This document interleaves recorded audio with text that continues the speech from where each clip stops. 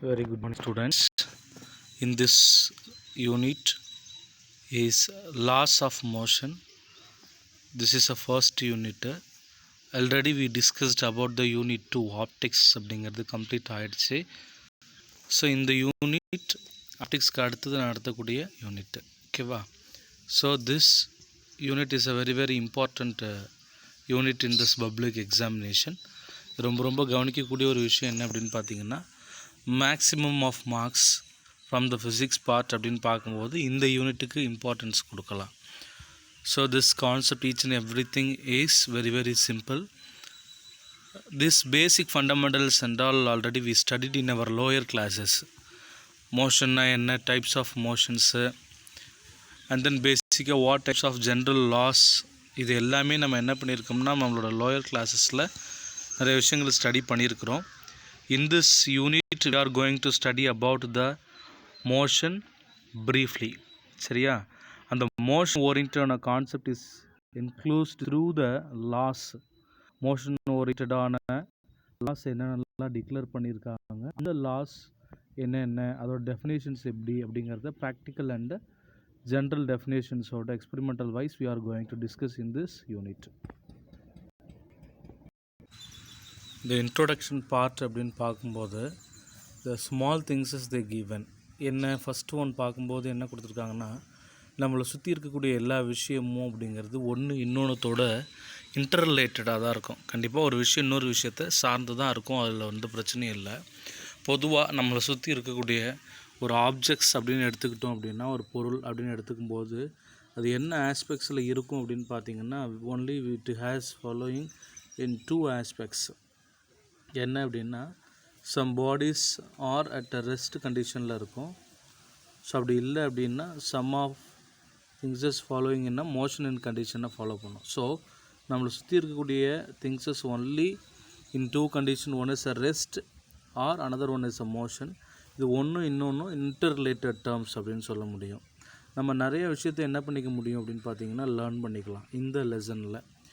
Already நாம் என்ன learn பண்ணியிருக்கோம் from this concept about the motion or rest. இந்த மாதிரி பார்க்கும்போது we already studied about the types of motions. 9th standard படிக்கும்போது என்ன பண்ணியிருப்போன்னா, எல்லோரும் த டைப்ஸ் ஆஃப் மோஷன்னா என்ன அப்படிங்கிறத பற்றி படிச்சிருப்பேன். அதில் வேரியஸ் டைப்ஸ் ஆஃப் மோஷனில் what is mean by linear motion, what is mean by circular motion, oscillatory motion அப்படிங்கிற இந்த டைப்ஸஸ் எல்லாத்தையும் நீ படிச்சிருப்பேன். ஏன்னா இது ஒரு டீட்டெயில் கொஷனில் இருந்தது ஆல்ரெடி. ஸோ அதனால் this content you already studied well about this types of motions எல்லாமே ரொம்ப நல்லா கிளியராக படித்து முடிச்சிருக்கேன். ஸோ அண்ட் தென் பார்க்கும்போது இந்த கான்செப்டில் ஸோ வேறு என்ன விஷயங்கள் நம்ம புதுசாக லேர்ன் பண்ணிக்க போகிறோம் அப்படின்னா, இந்த மோஷன் ஓரியன்டட் டிஸ்கஷன் நம்ம ஸ்டார்ட் பண்ணும்பொழுது பொதுவாக ஒரு ஆப்ஜெக்டோட மூமெண்ட்டில் நாம் என்னென்ன விஷயங்கள் நல்லா கவனிக்கணும், அந்த மோஷன் ஆஃப் த ஆப்ஜெக்டில் நாம் கவனிக்க வேண்டிய விஷயங்கள் என்னென்ன அப்படின்னு பார்த்திங்கன்னா, ஃபர்ஸ்ட் திங் இஸ் டிஸ்பிளேஸ்மெண்ட் அப்படிங்கிற ஒரு விஷயத்தை நல்லா கவனிக்கணும். அண்ட் தென் வெலாசிட்டி அப்படிங்கிற விஷயத்தை கவனிக்கணும். ஆசிலரேஷன் அப்படிங்கிற ஒரு விஷயத்தை கவனிக்கணும். அப்போது ஒரு மோஷன் அப்படிங்கிறது ரெஸ்ட் அப்படிங்கிறது 2 இன்டர் ரிலேட்டட் டேர்ம் அப்படிங்கிற ஒரு விஷயத்த சொல்கிறோம். நம்மளை சுற்றி இருக்கக்கூடிய எந்த ஆப்ஜெக்டாக இருந்தாலும் ஒன்று மோஷனில் தான் இருக்கும், அப்படி இல்லைன்னா ரெஸ்ட் கண்டிஷனில் தான் இருக்கும் அப்படிங்கிறத சொல்லியாச்சு. இந்த மோஷன் அப்படிங்கிறது ஆல்ரெடி 9th படித்தாச்சு. அதில் டைப்ஸ் ஆஃப் மோஷன்ஸ் நிறைய டைப்ஸ் ஆஃப் மோஷனை டீட்டெயிலில் படிச்சிருக்கிறோம். மோஷன்ஸை பற்றி படிச்சிருந்தாலும் நமக்கு தெரிஞ்சுக்க வேண்டிய சின்ன சின்ன விஷயங்கள் இதெல்லாம் ஆல்ரெடி தெரிஞ்சிருந்தால் மோஷனை கிளியராக படிக்க முடியும் அப்படின்னு பார்த்தீங்கன்னா, டிஸ்பிளேஸ்மெண்ட்டை பற்றி, வெலாசிட்டி பற்றி, ஆசிலேஷன் பற்றிலாம் நம்ம ஆல்ரெடி ரொம்ப படிச்சிருக்கோம். இது இன்னும் கொஞ்சம் நல்லா ரீகால் பண்ணிட்டோம் அப்படின்னா we can easily to studied the concept of motion அப்படிங்கிறது நல்லா பண்ண முடியும். அதுதான் ரொம்ப இம்பார்ட்டண்ட்டாக இருக்கும். இப்போது ஒரு ஆப்ஜெக்ட்ஸ் ஒரு பாடி அப்படிங்கிறது ஒரு ரெஸ்ட் கண்டிஷனில் இருக்குது. இந்த ரெஸ்ட் கண்டிஷனில் இருக்கிற ஒரு body or any one object அப்படின்னு எடுத்துக்கும்போது அது திடீர்னு ஸ்டார்ட்ஸ் டு மூவ், அதாவது நகர ஆரம்பிக்குது. ஸ்டார்ட்ஸ் டு மூவிங், ஒரு இடத்துலேருந்து இன்னொரு இடத்துக்கு நகர ஆரம்பிக்குது. அது எப்படி நகருது அப்படின்னு திடீர்னு ஒரு கேள்வி வரும்ல. எப்படி ஒரு ஆப்ஜெக்ட் ரெஸ்ட்டில் இருந்து எப்படி திடீர்னு மூவ் ஆக முடியும், அதுக்கு என்ன ரீசனாக இருக்க முடியும்? மூவ் ஆகும்போது we can easily to identify the என்ன ஐடென்டிஃபை பண்ண முடியுது, அது ஸ்லோவாக மூவ் ஆகுதா ஃபாஸ்ட்டாக மூவ் ஆகுதா அப்படிங்கிறதையும் நம்மளால் என்ன பண்ணிக்க முடியுது, பார்க்க முடியுது. அப்போது ஒரு விஷயம் என்ன கொஸ்டின் ரைஸ் ஆகுதுன்னா, ஒரு ஆப்ஜெக்ட் ரெஸ்ட்டில் இருக்கிறது திடீர்னு மூமெண்ட்டாக க்ரியேட் பண்ணுது, மோஷனில் போகுது அப்படின்னா அந்த மோஷன் க்ரியேட் பண்ணும்போது எப்படி அது மோஷன் க்ரியேட் பண்ணுச்சு ஃபஸ்ட்டு கொஸ்டின்னு. மோஷன் க்ரியேட் பண்ணுறதுக்கு அதுக்கு என்ன தேவைப்பட்டுச்சுங்கிறது ரெண்டாவது. அப்புறம் அந்த மோஷனுங்கிறது நகர்ந்துட்டுருக்கிற ஆப்ஜெக்ட்டுங்கிறது ரொம்ப ஸ்லோவாக போகுதா, வேகமாக போகுதா, இல்லை ஆவரேஜாக போகுதா அப்படிங்கிற அந்த மோஷனையும் பார்க்க வேண்டியதாக இருக்குது. ஸோ இது எல்லாத்தையும் பேஸ் பண்ணி பார்க்கும்போது அதுக்கப்புறம் அதோட டைரெக்ஷனையும் பார்க்கணும், எந்த டைரெக்ஷனில் மூவ் ஆகுது, டைரெக்ஷன் சேஞ்சஸ் இருக்குது அப்படின்னு. இப்படி ஒரு ரெஸ்ட்டில் இருக்கிற ஒரு ஆப்ஜெக்ட் மோஷன் க்ரியேட் பண்ணி அது ஒரு டைரெக்ஷன்லையோ, அது ஒரு பர்டிகுலர் ஸ்பீட்லேயோ, அது ஒரு பர்டிகுலர் வெலாசிட்டிலேயோ மூவ் ஆகும்போது இதுக்கு பேசிக் நீட்ஸ் என்ன, இதோட ஃபண்டமெண்டல் என்ன அப்படின்னு நம்ம ரொம்ப ஃபோக்கஸ் பண்ணி பார்த்தோம் அப்படின்னா one thing is very clear, that is the all questions is followed by the answer is force. இது எல்லாத்துக்கும் முக்கிய காரணமே என்ன அப்படின்னு பார்த்தோம்னா என்னது, ஃபோர்ஸு. அப்போது ஒரு ரெஸ்ட்டில் இருக்கிற ஒரு ஆப்ஜெக்ட்டு மூமெண்ட்டுக்கு மாறணும், மோஷன் பண்ணணும் அப்படின்னா, மூவிங் ஆகுது அப்படின்னா அதுக்கு என்ன தேவைப்படுது, ஃபோர்ஸ் தேவைப்படுது. இந்த ஃபோர்ஸ் கொடுத்துட்டோம் அப்படின்னா என்ன ஆக ஆரம்பிச்சிடும், ரெஸ்ட்டில் இருக்கிற ஒன்று நகர ஆரம்பிச்சிடும். இப்போது இந்த ஃபோர்ஸ்னால் முதல்ல என்னன்னு தெரிஞ்சுக்கணும் இல்லையா.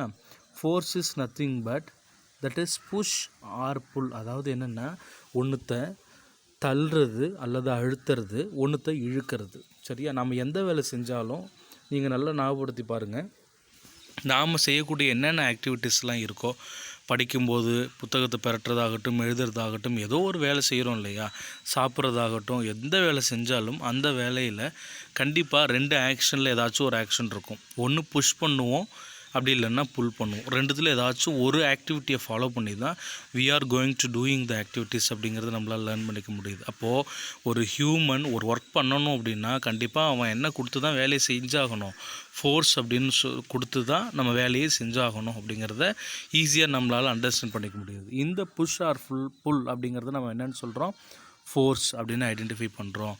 So this is a basic introduction about this message regarding this unit. சரியா, ஸோ அதுக்கு அடுத்தது இந்த ஃபோர்ஸஸ் பற்றி முடிஞ்ச உடனே நெக்ஸ்ட்டு வாட் தே கிவன் அப்படின்னு பார்த்தீங்கன்னா, they introduced about the force in a more scientific manner. அதாவது நிறைய சயின்டிஃபிக் ஆஸ்பெக்ட்ஸில் ஃபோர்ஸை பற்றி நல்லா ஸ்டடி பண்ணியிருந்தாலும் கூட சர் ஐசக் நியூட்டன் தான் 3 laws he expressed about the motion and ஃபோர்ஸ்ன்னு சொல்லலாம். பர்டிகுலராக இந்த நியூட்டனோட லாஸையே நம்ம வந்து ஃபோர்ஸ் பேஸ் பண்ணி தான் அவர் எக்ஸ்ப்ரெஸ் பண்ணியிருப்பார்னு சொல்லுவோம். So sir Isaac Newton expressed 3 laws depends on force. So இந்த 3 லா ப்ரப்போஸ் பண்ணது it is a very very important term அப்படின்னு சொல்லலாம். இந்த லா ஒன்றும் எதுக்கு நமக்கு ரொம்ப ஹெல்ப்ஃபுல்லாக இருக்கும் அப்படின்னா, ஒரு மூவிங்கில் இருக்கிற ஒரு ஆப்ஜெக்டை பற்றி ஸ்டடி பண்ணுறது, ஒரு ரெஸ்ட்டில் இருக்கிற ஒரு ஆப்ஜெக்ட் பற்றி ஸ்டடி பண்ணுறதுக்கு இந்த நியூட்டன்ஸோட 3 லாவும் நமக்கு ரொம்ப ரொம்ப ரொம்ப ஹெல்ப்ஃபுல்லாக இருக்கும். அதே மாதிரி இந்த நியூட்டன் ஃபார்முலேட் பண்ண இந்த 3 லா, இந்த மோஷன் ஓரியண்டாக இருக்கிற 3 லாஸ் அப்படின்னு பார்க்கும்போது நியூட்டனுக்கு முன்னாடி நிறைய பேர் இன்வெர்ட் பண்ணியிருக்காங்க. ஸோ அவங்க இன்வெர்ட் பண்ண அந்த தியரி, அந்த கான்செப்ட்ஸ்லேருந்து after he updated his self. So அதுதான் செஞ்சுருக்கிறாரு. இந்த ஒரு ஐடியாஸ் நியூட்டன்ஸோட ஒரு லாவையும் எடுத்து படிக்கும்பொழுது அதில் ஒரு கான்செப்ட் இருக்கும், ஒரு ஐடியாலஜி இருக்கும், அதில் ஒரு பர்டிகுலர் யூனிட்ஸ் இருக்கும், பர்டிகுலர் வேல்யூஸ் இருக்கும், பர்டிகுலர் ஃபார்முலேட் இருக்கும். இது எல்லாத்தையும் நம்மளால் என்ன பண்ண முடியும் அப்படின்னு பார்த்தீங்கன்னா, ரொம்ப கிளியராக we can focus through this unit, அது பார்க்க முடியும். ஸோ அந்த ஒரு விஷயத்தை தான் இங்கே பார்க்க போகிறோம். இதோட இந்த இன்ட்ரொடக்ஷன் பார்ட்டு நான் முதல்ல நிப்பாட்டிக்கிறேன். இந்த மெக்கானிக்ஸ் அப்படின்னு ஒரு short definitions the given. Mechanics அப்படிங்கிறது is nothing but is a kind of branch of physics which is deals with force on body. ஒரு ஆப்ஜெக்ட் மேலே, ஒரு பாடி மேலே ஃபோர்ஸ் கொடுக்கும்போது அந்த ஆப்ஜெக்ட் எப்படி ரியாக்ட் ஆகுது, அதோட எஃபெக்ட்ஸ் எப்படி இருக்குங்கிறத ஸ்டடி பண்ணுறது தான் மெக்கானிக்ஸு. இது ரெண்டாக நம்ம டிவைட் பண்ணிக்கலாம். 2 branches are there. One is a static, another one is a dynamics. Statics அப்படிங்கிறது என்ன அப்படின்னா, இட் இஸ் ஆல்வேஸ் பி கான்ஸ்டன்ட்னு அர்த்தம், கான்ஸ்டன்ட் பொசிஷனில் இருக்கிறது. டைனமிக்ஸ் அப்படின்னா வேரியேஷன் இருக்கிறது. இப்போ ஸ்டாட்டிக்கோட டெஃபினேஷன் பார்க்கும்போது, the static it deals with the body which are at rest under the acting of forces or action of forces அப்படின்னு பார்க்கும்போது என்னென்னா, ஒரு ஆப்ஜெக்ட் ரெஸ்ட்டில் இருக்குது, அது மேலே நான் ஃபோர்ஸ் கொடுத்துட்ருக்குறேன். அப்போது ரெஸ்ட்டில் இருக்கிற ஒரு ஆப்ஜெக்ட்டுக்கு மேலே ஃபோர்ஸை அப்ளை பண்ணி அது என்னவா ரியாக்ட் ஆகுதுன்னு ஸ்டடி பண்ணால் அதுக்கு பேர் ஸ்டாட்டிக்ஸ். டைனமிக்ஸ் அப்படின்னு பார்க்கும்போது ஒரு மூவிங்கில் இருக்கிற ஆப்ஜெக்டோட பாடியில் ஃபோர்ஸ் அப்ளை பண்ணும்பொழுது அப்போ அந்த moving of object how it will react to us அப்படிங்கிறத ஸ்டடி பண்ணுறதுக்கு பேர் டைனமிக்ஸ்னு பேர். This dynamics has two division. One is a kinematics, another one kinetics. Kinematics is nothing but that is it deals with the motion of bodies without considering the cause of motion. அதாவது மூவிங்கில் இருக்கிற ஒரு பாடிக்கு மேலே force கொடுக்கறது dynamic. அதில் ஒரு first branch தான் இந்த கைனமேட்டிக்ஸு. அப்போ என்ன பண்ணுறோம்னா மூவிங்கில் இருக்கிற ஒரு ஆப்ஜெக்ட்டுக்கு ஒரு ஃபோர்ஸ் எக்ஸ்டர்னலாக வெளியிலேருந்து கொடுத்ததுக்கப்புறம் அதோட மோஷனை பற்றி நாம் கேர் பண்ணிக்கவே கூடாது. காஸ் ஆஃப் மோஷன் எப்படி இருக்குங்கிறத ஸ்டடி பண்ணாமல் காமனாக அந்த மோஷன் ஆஃப் பாடிஸ் அப்படிங்கிறதுல ஒரு ஃபோர்ஸ் மட்டும் கொடுத்து அப்படியே அதை மட்டும் அப்படி ஜென்ரலாக பார்க்குறது தான் without considering the cause of motion. அப்படி பார்க்குறதுக்கு பேர் கைனமேட்டிக்ஸு. அதுவே ஒரு ஆப்ஜெக்டோட பாடியில் ஃபோர்ஸ் அப்ளை பண்ணதுக்கு அப்புறம் அதோட மோஷன் எப்படிலாம் இருக்குது அந்த காஸ் ஆஃப் மோஷனை பேஸ் பண்ணி ஸ்டடி பண்ணி பார்க்குறதுக்கு பேர் கைனெட்டிக்கு. இப்போ ரெண்டு விஷயந்தான். டைனமிக்னா மூவிங் ஆப்ஜெக்ட்டுக்கு மேலே ஃபோர்ஸ் கொடுக்கறது.